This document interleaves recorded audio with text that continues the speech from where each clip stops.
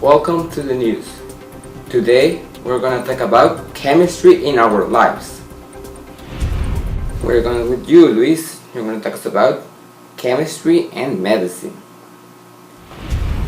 Thank you, Ricardo. Now, in other news, many doctors have agreed that a big step for actual medicine will be to start applying nanomedicine that is based in molecular nanotechnology, and it has been defined as the three-dimensional positional control of molecular structure to create materials and devices to molecular precision. The human body is comprised of molecules, hence the availability of molecular nanotechnology will permit dramatic progress in human medical services, more than just an extension of molecular medicine. Nanomedicine will employ molecular machine systems to address medical problems, and will use molecular knowledge to maintain and improve human health at the molecular scale.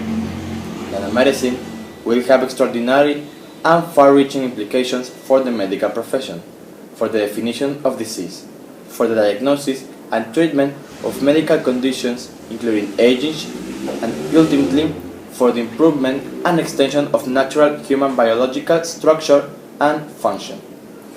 In some simple words, nanomedicine is the preservation and improvement of human health using molecular tools and molecular knowledge of the human body. And the other article that I have to you is about the food and the chemistry, how they are related. And it says that food scientists think of cooking in terms of the combination of food, chemicals, and the reactions they undergo to form a new food product. Our food is made up of chemicals. Proteins, carbohydrates, and fats are particular types of molecules and amino acids that combine in predictable ways to make up a food. Taste, texture, and appearance can be altered by the addition or substitution of chemical food components. Food scientists work with food chemistry to develop new ways to use and combine ingredients. They study the chemistry of the food to determine the properties of each food component and how it functions in the final food product. Working with natural and artificial ingredients, they develop stabilizers, flavorings, and new ways to combine a present food. Food scientists spend a lot of time on research. They study the medical properties of the food components, how they combine and deteriorate, how to improve their nutrition, flavor, and storage qualities. The research encompasses a number of science disciplines, but most of the work involves chemistry. Now I'll let you with the next section of this program. Now we are going with you, Diego. You're going to talk us about chemistry and warfare. Oh, thank you a lot, Ricardo. Now we're going to the area of the chemical warfare. When we talk about chemical weapons, most of them are used in form of gases. During the research of the medical agents during the First World War, it's when medical warfare took stage, when Germans places their gases in cells to apply them in fields of battle to get higher chances to win. This turned to be very effective, but gases were not always lethal, and that would change in the 1930s when scientists created the first nerve agent, the gas taboon. These gases have several ways to affect people. If they are inhaled, they can be almost instant reaction, but if they are in touch with your body, they can take from 5 to 10 minutes to react. The principal elements in every acid and gas are hydrogen and nitrogen.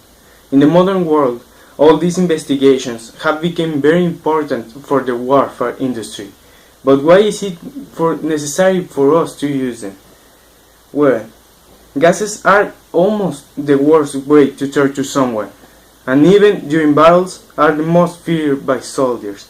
They last long and make effects in human population that shouldn't be admitted.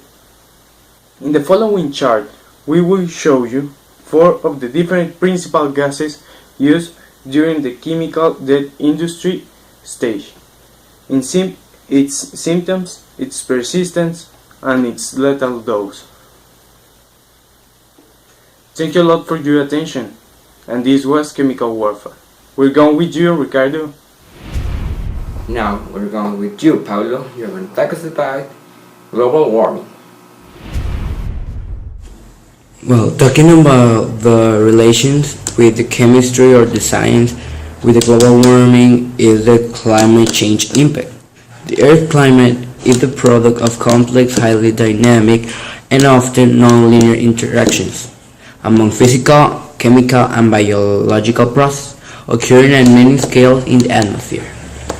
At terrestrial freshwater and marine surface and in depth of the ocean and landforms, while recent research advances in Earth system, science have been greatly strengthened our understanding of rare and current climate properties and processes.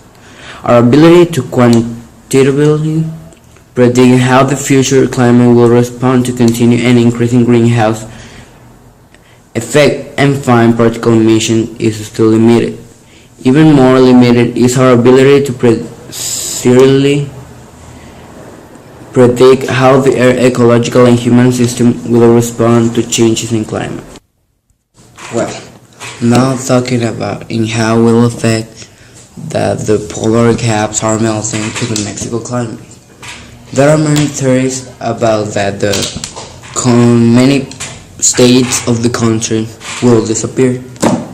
Well, how can we stop this? There are three possible solutions that I investigate that is the most common, that change or decrease the use of the car.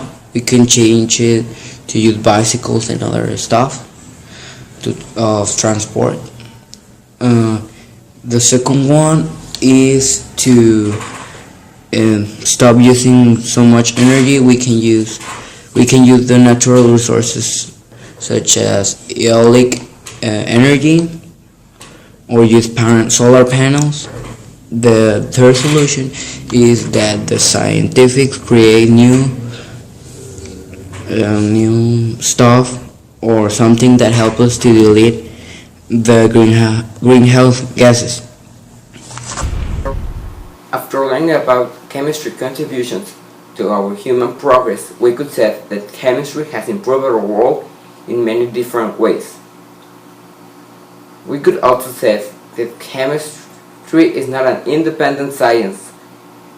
Many sciences depend on chemistry, but also chemistry depends on many other sciences. That's all for today. Thanks for seeing us.